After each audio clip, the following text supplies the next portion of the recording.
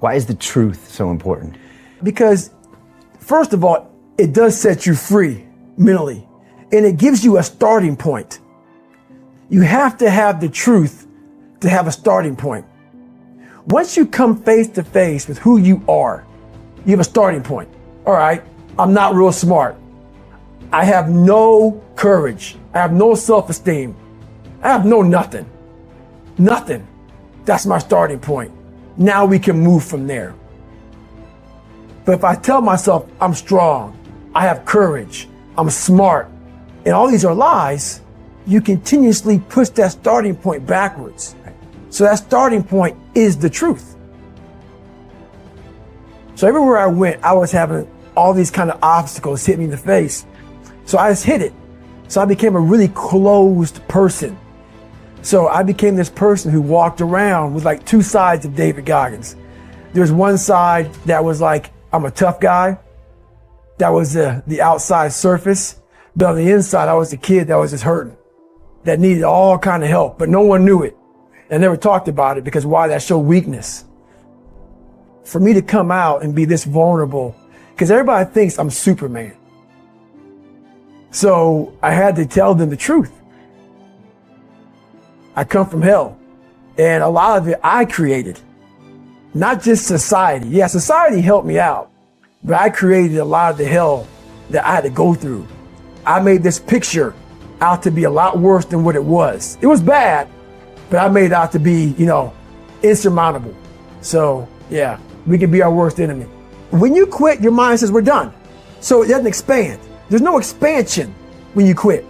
When you say, F you, this sucks, I'm drowning, I'm miserable, I'm suffering, I'm broken, but I'm not going anywhere. What happens to your mind is it does this. It says, he's not leaving. So we got to expand. We got to grow. We got to figure this thing out. Your brain is the only thing you have when you're going through depression, when you're going through hard times, when you're going through death, real life shit. You can't Google that shit, man. You're alone 24 hours in the day where you're alone in this brain, and your brain is talking to you in all kind of ways, and it wants to control you and pull you in these different pockets. If you can't control your own brain and your brain controls you, you got to tell your brain where you want to go and how you want to go and how you want to get there.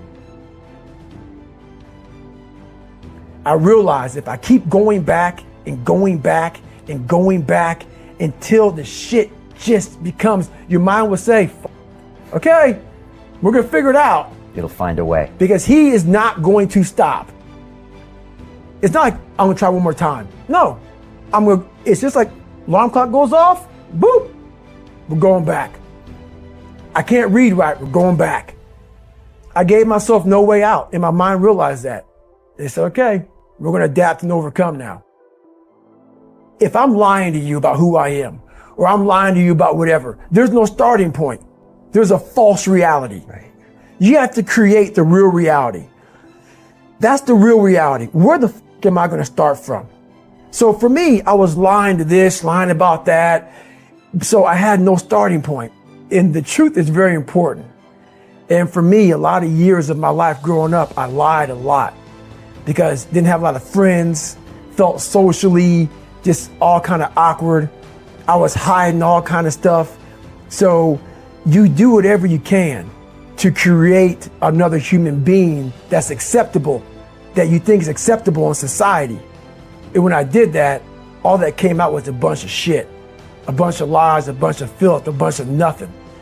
So for me to come out and write a book about the real David Goggins, it was tough. It was tough, but that's the only way. If I want to help people out, the only way I can cut to the surface and say, look, guys, gals, whoever's reading this book, I am where I am now. You guys see this. And it'd been very easy to write a book about the hero, David Goggins, but the hero is not me. The hero is the person reading the book. But I had to tell them where I came from to give people hope that, wow, that's where he came from. He came from all these fucked up obstacles and now he's there. I want to give people that kind of hope. So that's why it was tough, because to give people hope, I had to take myself to the sewer to show people, hey, I come from hell. You will not find toughness in a comfortable environment. Those of you who are listening to this, whoever hear this, you will not find it. I was trying to look for it everywhere.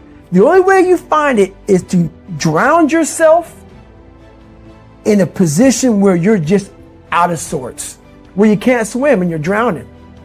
Where you're drowning. You're drowning in life. But you say, you know what, man? Dad. Because I wasn't gifted with brains. I wasn't gifted with God-given talent as far as like athleticism. So I knew to get to where I had to go, to be on the same playing field as these men, to even try out for this program, I knew the work was going to be something that I didn't want to even attack. So I would just put it off. But yet you did it. Because it haunted me. Okay. The voice in my head said, you know what, man? You're going to die never even trying to reach your full potential. And how's that going to feel? But I knew that I was going to pay for this while I was living or while I was dead. I realized how the brain works. I figured out how the brain works. I'm a scared kid, and that's what gives me so much power. I had no foundation, and I built this off of just researching the mind. The feeling you get is basically invincibility. You realize that you can't do it all the time. When you need to do it, I know I can go to a place that I can live in. And when you know that you can run on broken legs and you can do certain things that a lot of people can do, but they're not willing to do, this power, this sympathetic nervous system of fight or flight, and you're fighting, it gives you this charge of energy of when you're sitting there at 3:30, 4 o'clock in the morning and you're duct taping your feet up because they're broken, and you're doing it by yourself, and you're going through arguably one of the hardest training in the world. And these guys, most of them are healthy, and you're going through it broken, and you're already at a disadvantage, but you're still there. You can feed into that and tap into that for a lot of power. But if you look at it, well, I'm broken, man. I'm not going to make it. But if you look at it as, man, I'm broken and I'm still here. And I'm fighting and I'm going to find a way to get through this because I have no other place to go. It gives you a lot of power. I found peace on the opposite end of finding myself. And no one really finds themselves without going through trials, tribulations, suffering, accountability. And accountability is suffering. Being accountable every fucking day for doing right for yourself, for the people next to you, it's miserable. When I was 297 pounds and I was fat as hell trying to be a Navy SEAL, the scariest thing in the world to me, even to this day, was that could have been the rest of my life. I thought then I was trying hard. That's the scariest thing in the world. I thought then, 297 pound, working for Ecolab, spraying for cockroaches, making $1,000 a month. I thought that was me at my 100% potential.